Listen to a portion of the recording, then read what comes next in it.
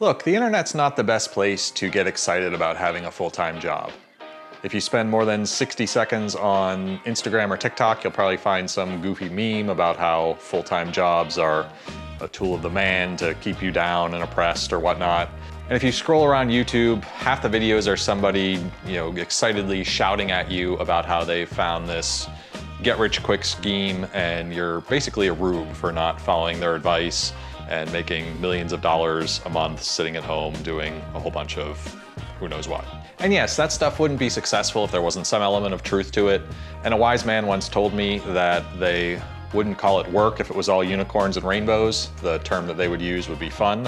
So I think if you're expecting that your full-time job is, endless fun and marvelous enjoyment every single day for massive quantities of cash, then maybe you need to realign or adjust your expectations. But I do believe that for most of us, we're not taking advantage of all that our full-time job can offer. So I wanted to bring you 5 tips on how you can get more from your full-time job. And I promise I will give you 5 actual tips, not 4.5, despite my janky finger that no longer extends all the way, but that's a story for another time. So let's jump right into it. So the first area where I think you can get more out of your full-time job, regardless of what kind of job it is training. And a lot of you, and if I were listening, probably me included, are rolling your eyes because when you hear training, you think of the HR mandated dreck that most of us are exposed to. Things like DEI training, don't climb ladders training and all that safety stuff, risk management, all these things that are required and generally boring and not all that useful, quite frankly. But at most companies, there's a whole world of training beyond that cruft that you're required to take. And a lot of companies, whether large or small, have access to things like LinkedIn Learning, which used to be called lynda.com. If you've never heard of this, go to the Google machine, type in LinkedIn Learning. You can add your company name and it'll tell you if you have access or not. But if you go there, you have, literally tens of thousands of courses on everything from how to do 3D printing, how to do welding, drafting, JavaScript, various programming and technical methodologies, all the way to how to use common software applications, all the Adobe suite, Microsoft Office, various kind of niche products ranging from AutoCAD to, God knows what else. And some nice things on, everything from how to make a documentary film to how to light video to how to be a construction manager. And in every company I've worked with that has access to LinkedIn Learning, it's basically, all you can eat, all free, all paid through your employer. And you might be saying, well, hey, I can get, 90% of that watching YouTube videos.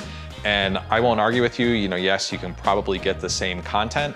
But what I like about LinkedIn Learning is it groups things logically and sets things up and kind of structures them as a course. So if I say, hey, I don't know a darn thing about how to produce a video, I can find a LinkedIn Learning course that's got modules, it's got exercises, it might be 8 to 80 hours of content that's broken into blocks, and it's things that flow together, it's things that are structured reasonably, and I can kind of sit down, put in the time, and at the end of that course, have a pretty good body of knowledge. Versus YouTube, which obviously I'm a fan of or I wouldn't be here, you gotta go and kind of build your own curriculum, you gotta find bits and pieces and chunks, there aren't a lot of kind of consolidated long-term courses where there's thoughtful modules that build on top of each other and all that stuff. And yes, you can get the same content, but you're gonna have 50 different people teaching it to you. It might not flow logically or be structured logically, and you're kind of the person that has to go and build all that and sequence it and put it all together and all that stuff. The other big element of training that I think most people don't fully take advantage of at their full-time job is the in-person stuff. And I know at some companies this has gone away, and when the economy gets bad, that's one of the first things that gets cut. But a lot of companies still offer in-person training.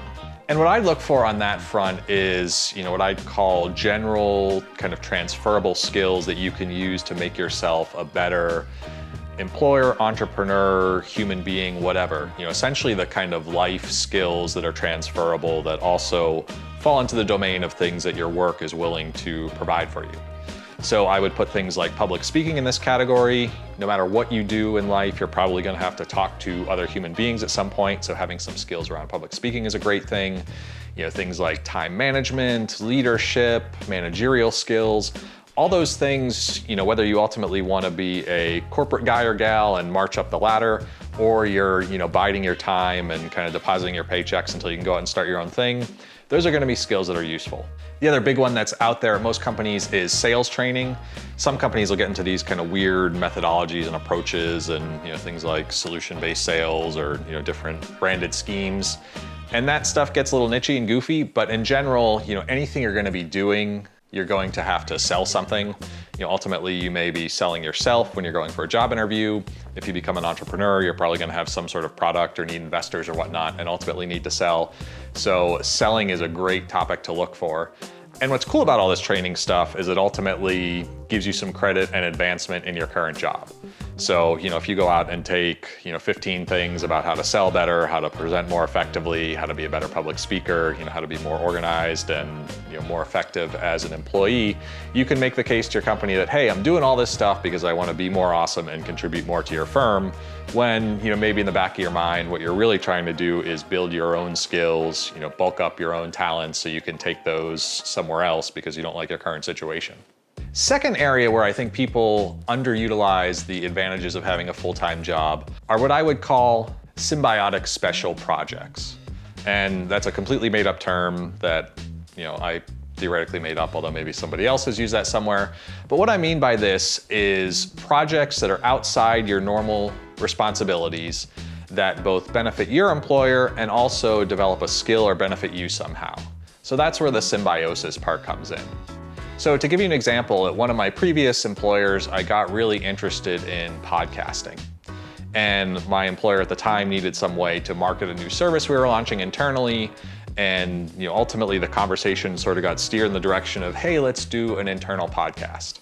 I raised my hand and volunteered and said, hey, I want to do this. I want to figure it out. I want to get the equipment. I want to learn how to produce a podcast, do all the recordings and all that stuff, and kind of made my own special project. So the cynic out there would say, oh, I was taking on this additional responsibility and it ultimately probably cost me some extra hours of time outside of my day-to-day responsibilities. And it was just the man, beating me down and oppressing me. The person that I would like you to be and that I'm advocating would say, hey, I'm getting a chance to learn a new skill. I ultimately got some funding out of it to buy some equipment and get some gear. And it's a skill that's largely transferable. I was interested in podcasting both professionally and kind of from a personal perspective.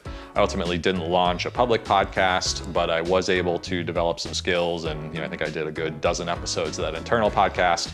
And it's something I ultimately parlayed into this YouTube channel, which at this point is more of a hobby than something that I do to earn any significant extra income, but it's a hobby that also takes advantage of that skill that I initially developed at my previous full-time job and is something that's, a set of skills that I want to cultivate and grow for whatever kind of future projects I end up embarking on. So you can use these projects obviously to learn a new skill. Maybe you can get a little special project funding that lets you acquire some new tools. In my case, it was some mics and a mixing board. Maybe in your case, it might be some software package that you're interested in learning, or it might be attendance at some external training programs that teach you that new skill. And you can also use it as a networking opportunity. Some of these symbiotic special projects will require you to talk to people outside of your normal chain of command or outside your department. They might allow you to meet people that are, 3 or 4 or even more levels more senior than you. I've seen a lot of this stuff and, I generally bag on these DEI initiatives, but in a lot of cases, companies were looking for people that fit into certain groups and putting them in charge of these little symbiotic special projects. And those people were able to go and interview leaders that were in that demographic. So if you have some area where you can take advantage of some inborn characteristic to go and talk to the CFO or the CMO or some other leader, that's a thing that you might want to take advantage of. That allows you to build your network, allows you to gain exposure to people that are several levels above you, and potentially have somebody that's kind of in your court should you need to change jobs or maybe they go somewhere that you find interesting in the future. And that kind of leads me to benefit number 3 of a full-time job that most people underutilize. And that's a general bucket I would glom together of networking, coaching, and mentoring. I always hated the term networking, both because it took a technical term and applied it to human beings, which I've always found kind of bizarre, and you can ping me about that later and I'll respond if I have the bandwidth. But at the end of the day, I think you can distill all the BS around networking into the basics of human beings meeting, interacting, and possibly developing a relationship of some sort with other human beings. That's all it is. And in the context of your job, Developing relationships with other human beings has a whole bunch of benefits. Those human beings may be above you in the organization, they may have some influence on your career advancement, they may be people that are doing something interesting or different within your company that are worth talking to because maybe you want to do some of those different and interesting things at some point in your career.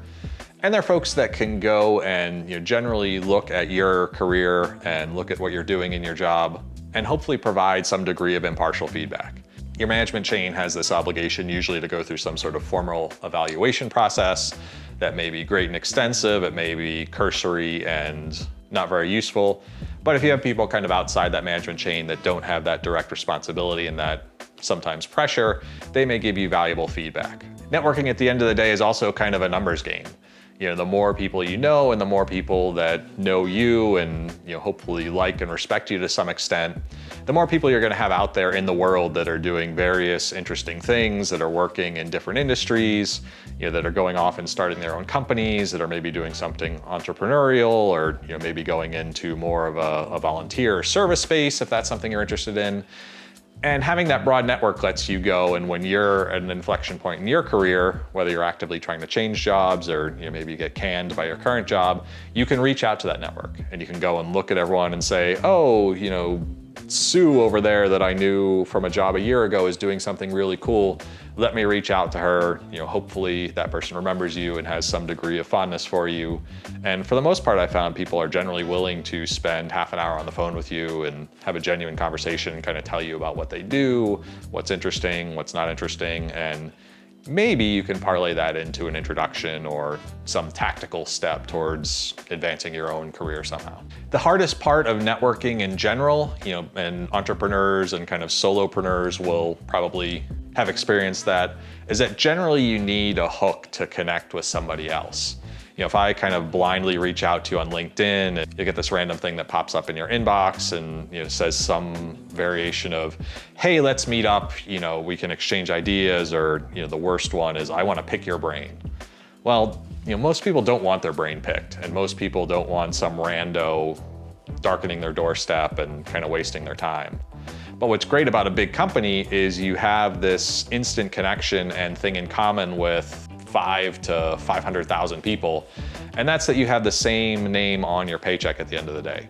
At pretty much every company I've worked at, and I've worked at probably a half dozen different companies at this point, most people that I reach out to via email internally are willing to spend half an hour on the phone with you, again, by that simple connection point of you both work for the same company. And this is a major benefit to networking. Networking's hard. If you've ever gone to one of those open networking things where you're one of 500 people wandering around some conference hall with a name badge trying to start awkward small talk kind of conversations, it sucks, quite frankly. Being in a large company where you have X thousands of people where you have some connection point with, and you can kind of reach out and send an email and say, hey, I'm at this point in my career, I was interested in your position based on these couple or 3 reasons. Would it be okay if I booked 30 minutes on your calendar? Is much simpler than that kind of cold, I have no connection to you sort of reach out. If by no other virtue then you have access to that person's calendar, you can find a time that's hopefully convenient, and if nothing else is actually open on their calendar, and you can kind of proceed from there. I still have people in my network from my very first job, which was 20 plus years ago at this point. One of them I would consider a good friend. Others I've reached out to when I've been thinking about changing jobs or when I've had some challenge in my career. Same thing has happened on the other side where folks have reached out to me at various inflection points in their career. So having that broad network and building that consciously and thoughtfully as you progress throughout your career can be a big asset. So fourth benefit that a lot of people underplay, and this is, again, the full benefit, not the half one, is travel. And travel can be a mixed bag. I spent a lot of my career traveling and traveling hard, doing 4 or 5 days a week, sometimes multiple cities in one week, and that stuff kind of got old, and thankfully I'm no longer doing that. But depending on where you are in your life, travel can be a huge benefit. When I came out of school, I think I had been to Canada and maybe Jamaica or one of the Caribbean islands once. I'd never really been to Europe, never really been outside of the country, and work actually opened up the entire world to me. Since I've started working, I've been to the Middle East, I've been to China, I've been to Europe multiple times, had the opportunity to live in Europe for a brief period. And none of that would have been possible without having worked for a large company and in a full-time capacity. Now, that travel's not always fun. If you work for a full-time company, unless you're in some bizarre and fantastic niche, you're probably not going to get paid to go and sit on a beach for a month and chill out and watch the waves. But even if you're going to some industrial area in a foreign country, I spent a bunch of time in Mexico City traveling to the central bus terminal, which wasn't exactly the most amazing or lovely part of town. But when I wasn't there working at that bus terminal, I was staying at a nice hotel. I was able to get some runs in and walk around and get a little bit of a feel for the city, go out to some dinners, meet some people, and generally have a pretty cool experience. And I would argue to some extent working in a place and getting to interact with some of the locals through that work and getting out to restaurants and kind of being in the general flow of the populace is potentially a more interesting culture experience than going to some resort area and kind of staying within the four walls and seeing a nice beach or something like that. The other big benefit to travel at a lot of companies, although unfortunately this seems to be going away at some organizations, is you can earn rewards during that travel. It's probably a whole separate topic, and if you're new to this, go out and do a little research on how do you kind of maximize your travel earnings. But at a basic level, stick to one airline. Ideally, it's the airline that has the best routes and most direct flights out of your home base. Where you can, stick to one major hotel chain so you can stay in their properties. And ultimately, after a while, you get some points that you can use for free personal travel, and you also start to get status. When you get on the airplane and see all those gray-haired jokers sitting in first class. The reason they do that for the most part is because they fly so much that the airline will give them free upgrades on an occasional to regular basis. And if you're starting to travel quite a bit for work, if you kind of stick with that same airline and same hotel chain, you'll get the first class seats occasionally, you'll get bumped up to a nice room occasionally. I've stayed in all sorts of elaborate rooms. I've had weird presidential suites where I'm sitting at a dining room table for 15 people, eating my little sad cardboard box of takeout in my mid-20s. But that stuff's kind of fun, especially if you have to travel a fair amount, and kind of makes life interesting along the way. Final benefit to full-time work that a lot of people underutilize is discounts. Most companies have kind of outsourced their discount management and will have some sort of corporate portal somewhere out there. I think there's 3 or 4 brands that do this kind of thing. The one that sticks in my mind is called Perks at Work, I think. But if you either look in your HR documentation, or sometimes this is in your onboarding or your annual benefits enrollment page, somewhere down there, there's like a corporate discount section. And some of them are kind of lame. You'll see stuff like you can earn these goofy points that who knows what they're actually good for if you shop at Best Buy and put some secret number in some bizarre field. But some of them can actually be pretty useful. At a lot of the large companies that are suppliers to other companies, you can get supplier discounts. So this applies to a lot of the automakers. You'll see things like Ford, I think, has something called the X Plan, where if your company is a supplier to Ford, and that might be obvious if your company makes transmissions, it might be less obvious if your company is like an accounting firm or a marketing agency or something like that, but they still get that plan. You can essentially go through this portal, you print up a little magical piece of paper with some secret code, you take that down to your Ford dealer, and I think most of the automakers do an equivalent type of program, and you get pricing that's a little bit below dealer invoice without having to haggle or negotiate or any of that BS. So, in that case, you might save a couple or 3 grand and have a lot less hassle on buying a car. I've seen similar types of discount programs on things like Garmin. One of my previous employers was a Garmin supplier, so I get all my watches at a discount. My current company is not a Garmin supplier, but another kind of area to look for discounts is on our health insurance that's provided by the company. They offer exactly the same 20% off Garmin devices. I think they do Fitbits and other things like that. You can also find things like discounted pricing on mobile phone plans. I think AT&T gives most mid and large size companies 5 or 10% off every month. And obviously if your company's in the business of making consumer stuff, you can probably get a discount on their products. At one point I had Gillette as a client. They had this company store where you could get razors and batteries and all sorts of goofy stuff at a pretty significant discount.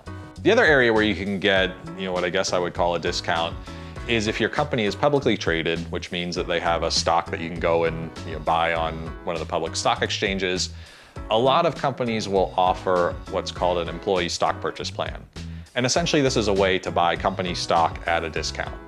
And I'll put all the disclaimers out there. I'm not advocating that you invest in anything. I am a big dumb animal. Don't take any financial, medical, social, thermonuclear reactor design type advice from me. But at a lot of organizations, you can get a 10 to 20% discount on the company's stock. These programs can be a little goofy. Most of them require that you take a deduction from your paycheck and kind of sign up at the beginning of the year. They pull some money out every paycheck, and then monthly, bi-monthly, quarterly, annually, at some periodic basis, they go and buy you a whole bunch of stock at a discount. Now you have all the risks that come along with buying stock, but if you work for a larger company that's generally pretty stable and you get, say, a 20% discount, you kind of get an automatic 20% return. If the economy's, clugging along at a reasonable pace and the broader market's going up 5 or 6% every year, you add that 20% on top of that. And if it's, again, a large kind of blue chip type of company where there's relatively low risk, you're getting a 20-ish% return on a, relatively low risk investment. So at the end of the day, on the discount front, it kind of pays to do your homework. And generally during that health insurance annual enrollment process where you have to go and select all your benefits, I'll add like 20 minutes to that process where I'll kind of go to my company's current corporate discount page. I'll look around, I'll see if I'm missing anything or there's anything that's interesting to me. I'll also do the same kind of thing when I'm thinking of making a major purchase. We bought a new Samsung TV maybe a year or so ago. I went and hit the Google machine for Samsung Employee Portal, typed in my employer's name, and lo and behold, there was a discount in there, and it ended up being pretty significant. Some of these discounts are, sort of discounts in name only and, don't really give you much. And some of them are pretty good deals. So it pays to do that little bit of homework. So at the end of the day, I've worked for myself, I've worked for the man, I've kind of hit everything in between there. I don't know that you can unequivocally say that one is way better than the other. Certainly you can have marvelous experiences working for the man and have a, great job with fantastic benefits while having a terrible experience working for yourself. The opposite might be true. You might be living your dream and having complete control over your own resources and time and all that stuff working for yourself and be miserable in a full-time job. But in either case, look beyond just the work and look at options where you can develop yourself, where you can make yourself better, where you can get little benefits to your personal life. And don't let what some joker on the interwebs tells you is the right way to approach work or even the right way to feel about work guide and shape your thinking. So with all that, this is the Big Heavy wishing you well in whatever endeavors you undertake that you call work, whether that's being an executive, managing hundreds of people around the world, or it's, digging holes. And I've done both of those, and there's a noble aspect and ways to develop and learn in each of those areas. Wish you all the best and wish you productivity, self-development, and as always, peace. Ever wonder why every talking head on YouTube asks you to hit the like and subscribe button at the end of their video? You were right, because we're living in a computer simulation. And our benevolent robotic overlords get just a little bit of energy every time you hit that like. So do me, the rest of civilization, and our benevolent robotic overlords a favor. Mash that subscribe, be kind to each other, keep living your simulated dreams.